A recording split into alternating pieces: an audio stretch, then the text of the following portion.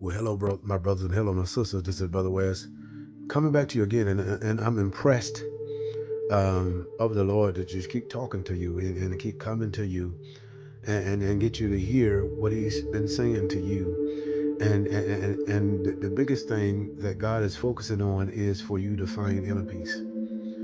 That's what it's all about. That's why He brought Jesus. Jesus is significant of coming into your life is to bring peace, to bring calmness. See, God knows that when you have calmness inside your mind, inside your heart. In other words, when you have calmness in your mind, first of all, your body is going to in sync or come in sync with the rhythm of your mind. When you have peace, everything in your body will be at ease. But when you have confusion, you have trials, tribulations wherein you're stressful and you're worried and you're upset and angry and holding stuff in, there is a storm on the inside, which means that if there's a storm on the inside, what's coming out of you, what's manifesting out of you is the same storm. The worst thing you can do when you're going through warfare, you're going through trials and tribulations, is to take what you're feeling and to use it to bleed onto someone else. That's not healing. They might get healed, but you're releasing yourself, but you still hurt after you release. After the release, you hurt. And so you have to deal with that. God has to go to that heart, in your heart. Just think about it. If God blesses us according to our heart, the things that the heart's desires, if if God blesses our heart's desire, but if hate is laying over your heart, is jealousy, bitterness, and all that, is hate laying over your heart, how do you think that God is going to bless you over all of that?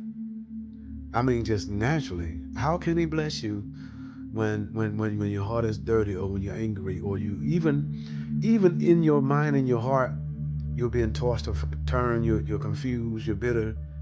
How can God get into that? How can God get into that? He can't get into that.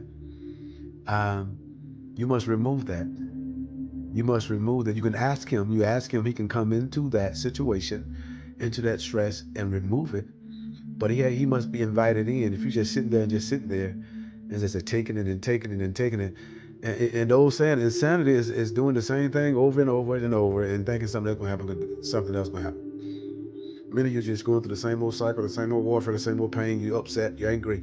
Just think about it. If it's your mind, why is your mind always tormenting you? That's not your mind. See, because when you love yourself, you're going to talk nice, pleasant, and kind towards yourself.